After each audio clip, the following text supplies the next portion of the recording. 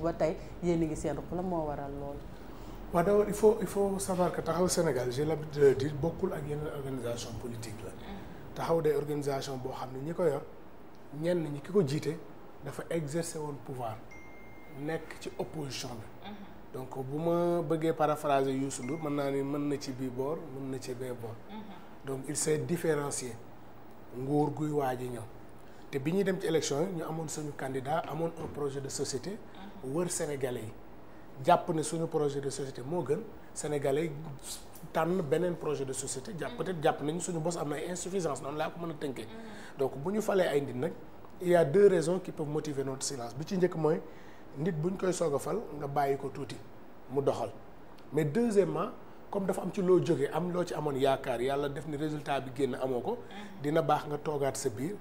jàngataat ko xool quelles sont les raisons de ces contre-performances lan moo tax Taxawu Sénégal peut-être ñun fañ ko doon xaar ak résultat bi ñu am bokkul mën ko waxtaane suñu biir ba pare mën a génn parce que nag bala ngay laax jaay laax lekk loolu moo waral bi ñu génnee ci élection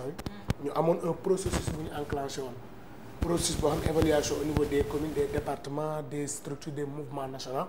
ba on a bouclé ce processus samedi passé avec une évaluation nationale qui a vu la présence de tous les leaders de Taxawu Sénégal donc ci loolu lañ nekkoon ba léegi moo waral sénégalais yi bari ñu ngi posé wu la question où est Taxawu Sénégal mais dañ doon waxtaanaat suñu biir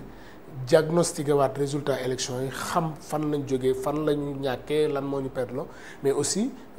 observé waale ñi nga xam ne ñoom la ñu jox nguur gi pour mën a les points forts de ces diagnostics là yan résultat lañ mën a jàpp tey jii ni moo waral defetu Taxawu. waaw peut-être du ma dugg carrément ci parce que am na loo xam ne suñu fóotum biir la mais liñ ciy jàpp rek mooy amoon nañu un projet de société boo xam ne présenté nañ ko Sénégalais yi peut-être jàpp nañ ne bu Bassirou Diomaye Faye moo gën ñu def ko et je rappelle que Khalifa Ababacar Sall sa candidature on a eu la certitude presque à 5 mois des élections donc durant presque moment bi ñu jëm tous les candidats savaient que daañu nañu bokk sauf Khalifa Ababacar Sall donc mu nekkoon moment de doute boo xam ne installé woon na ci bopp Sénégalais yu bare ñu doon jàpp ndax dina bokk am du bokk. Deuxièmement il y a eu ce clash là qui a eu au sein de Yewwi Askan Wi j'ai l'habitude de dire que nous de Taxawu Sénégal peut-être notre malheur c'est qu'à l'époque nous n'avions pas nos chroniqueurs nous n'avions pas nos journalistes nous n'avions pas notre société civile au contraire nous avons beaucoup de gens c'est la réalité parce que nous avons subi oui mais à un moment donné nous avons suivi un bashing au niveau des médias orchestré par des politiques mais appuyé beaucoup par beaucoup d'influenceurs beaucoup de sociétés beaucoup de gens de la société et même des journalistes qui peut-être tous les matinées boo xëyaan den seeti journal yi ils ne faisaient que tirer sur Taxawu Sénégal ci une situation boo xam ñun jàpp nañu ne lañ ca defoon si c'était à refaire lu ñu war def parce que lu ñu gëm la jàpp nañu tooñ ñu kenn donc tout ça c'est des raisons yoo xam ne du ma bëgg sama en général di ci revenir parce que Sénégal en général bu nit gagné si tu attends yenn explication yi mën nañu gisee ni sax peut-être da nga bëgg a saltel victoire jàmbur mais yooyu yëpp c'est des raisons et tant d'autres yoo xam ne peut-être c'est interne on en a discuté xam nañu aujourd'hui fan mooy manquement yi qu'est-ce qu'il faudrait corriger qu'est-ce qu'il faudrait améliorer pour mieux rebondir et je pense que loolu moo am solo. est-ce que tout réellement clash bi amoon entre yéen ak Pastef moom moo expliquer exactement li nga xam ndax Sénégalais à un moment donné ils se sont sentis déçus par Khalifa Sall surtout bi nga xamante ne dafa dem ci dialogue national là est-ce qu'on peut faire porter le chapeau ñu daal di ni journalistes yi ñoo ne seen wala influenceurs yi est-ce que du le fait que Khalifa Sall daal di dem jógee fii ndax à un moment donné tout le monde se disait que waaye Yewwi du ndajeek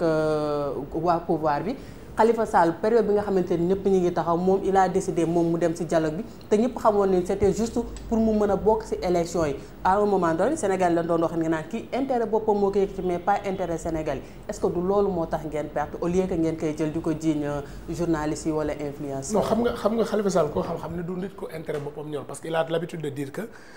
fallu ak folleeku c'est le cadet de mes soucis il se définit souvent comme un militant politique. xam nga li amoon période boobu j'ai l'habitude de dire que il fallait faire un choix et on l'a fait et on assume ce choix parce que il est important gars yi aussi ñuy remonter histoire Khalifa même étant en prison dafa demoon wuy ji dialogue président de la République donc à un moment donné il y a une question qui s'est posée et il était interpellé chaque parti politique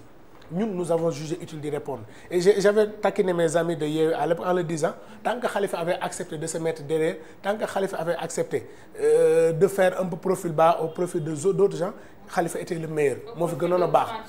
parce que bi ñu doon dem élection législative Khalifa jiital gars yi ànd ak ñoom ñu ne Khalifa c'est le sage c'est le meilleur suñu daan ñëw meeting yi Khalifa Sall jiital ñeen topp ci ginnaaw ñu ne Khalifa c'est le meilleur mais à un moment donné Khalifa décide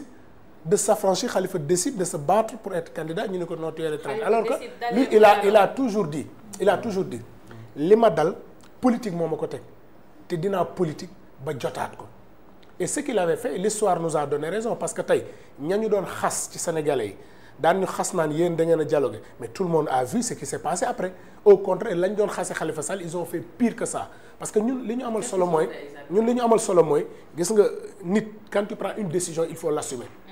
et quand tu es un homme politique il faut pas avoir peur d'être parfois impopulaire dans ses décisions mais il faut surtout avoir le courage de l'assumer c'est pourquoi ñun bi ñuy dem ci dialogue bi nous l'avons dit à tous les Sénégalais assumer ko nag devant tout le monde ni leen lii la ñuy def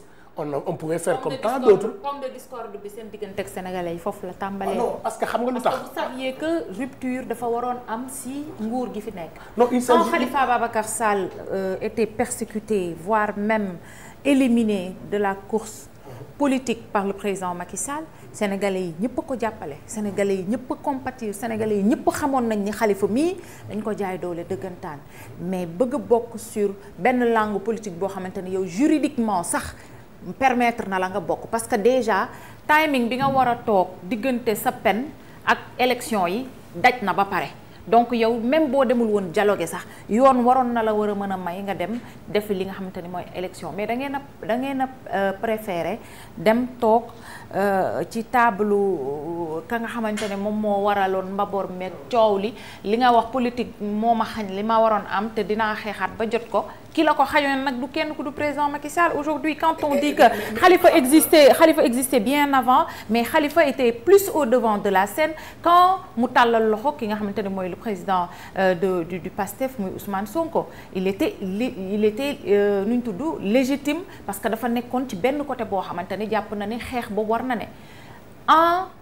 faisant benn entre parenthèse boo xamante ni c'est pas exclu que Khalifa warul woon a dem ci dialogue boobu parce que coûte que coûte charte Yewwi daf leen waxoon ni bu élection présidentielle jotee ku ne na nga dem mais législative yi nii ngeen di def mais bu élection présidentielle jotee ku ne na nga dem ndax du loolu tamit moom moo indi su xew taxawu Sénégal parce que même les chroniques yi ngay wax ak les journalistes dañoo jaaxle ci les résultats de taxawu Sénégal. waaw parce que xam nga déjà da ngay conforter thèse bi ma am et pourtant à quelques jours des élections Ousmane Sonko toog na wax ni waxtaan na ak Macky Sall. dégg ngeen ko des gens ont dit que ils ont facilité le dialogue entre Ousmane Sonko et Macky Sall et Bassirou Diomaye tous ces gens qui ont tiré sur Taxawu Sénégal ils ont fait bouche bée pourquoi ils n'ont pas dénoncé la même chose au moment parce que Khalifa l'a fait au jeu et au vu de tout le monde mais ñële on nous parle de protocole de Baye Kër Baye Sogui et autres les gens n'en parlent pas parce qu'il s'agit de Khalifa xam nga aujourd'hui Khalifa Sall li muy def ba mu koy def dafa waxtaan ak tout son parti ñëpp joxe accord mu taxaw ne Sénégalais yi damay dem wuy ji ci dialogue bi en 2017 bi mu nekk ci kaso bi dem wuy ji dialogue pourquoi les gens n'avaient pas cette même position c'est là où le bas blesse parce qu'à un moment donné il y a une benn genre complot plateau boo jël Khalifa Sall traite parce qu'il y a des politiques qui ont vendu cela malheureusement comme j'ai l'habitude de dire on n'avait pas nos chroniqueurs. Vous n'étiez pas trop passif quand même. waaw non moo tax ma ne non il s'agit pas xam nga non on s'est battu parce que à un moment donné nous l'avons fait mais il faut reconnaître une chose c'est que si taxawu Sénégal. J'ai pas eu l'impression que Khalifa s'est battu avec les armes qu'ils avaient. On s'est battu non xam nga je termine la question xam nga la différence mooy. Nous avons un vécu politique. Nous avons un parcours et nous avons des limites dans le combat politique.